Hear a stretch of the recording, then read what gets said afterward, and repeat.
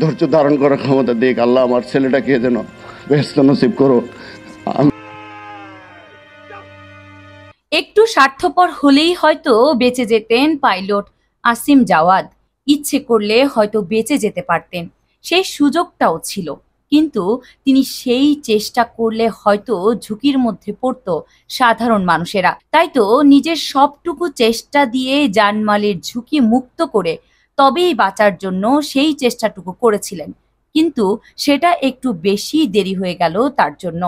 চট্টগ্রামে কর্ণফুলী নদীতে বিমান বাহিনীর প্রশিক্ষণে যুদ্ধ বিমান বিধ্বস্তের ঘটনায় প্রাণ হারিয়েছেন স্কোয়াড্রন লিডার আসিম জাওয়াদ। ছোট থেকে অত্যন্ত মেধাবী ছিলেন জাওয়াদ। স্কুল কলেজের জীবনে সব সময় প্রথম হয়েছিলেন তিনি। ছোটবেলা থেকেই জাওয়াদের স্বপ্ন ছিল পাইলট হবার। সেই স্বপ্ন পূরণ হলো, সেটা ছিল মাত্র অল্প সময়ের জন্য।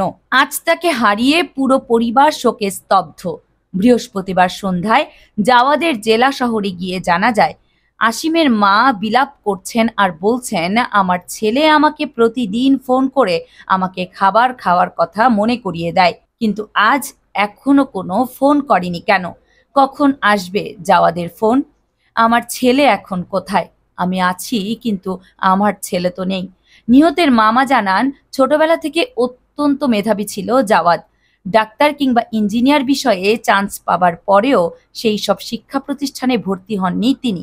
নিজের ইচ্ছায় তিনি পাইলট হয়ে 2011 সালে বিমান বাহিনীতে অফিসার হিসেবে কমিশন লাভ করেন আসিম জাওয়াদ। তাকে হারিয়ে আজ পুরো পরিবারটি শোকে স্তব্ধ হয়ে গেছে।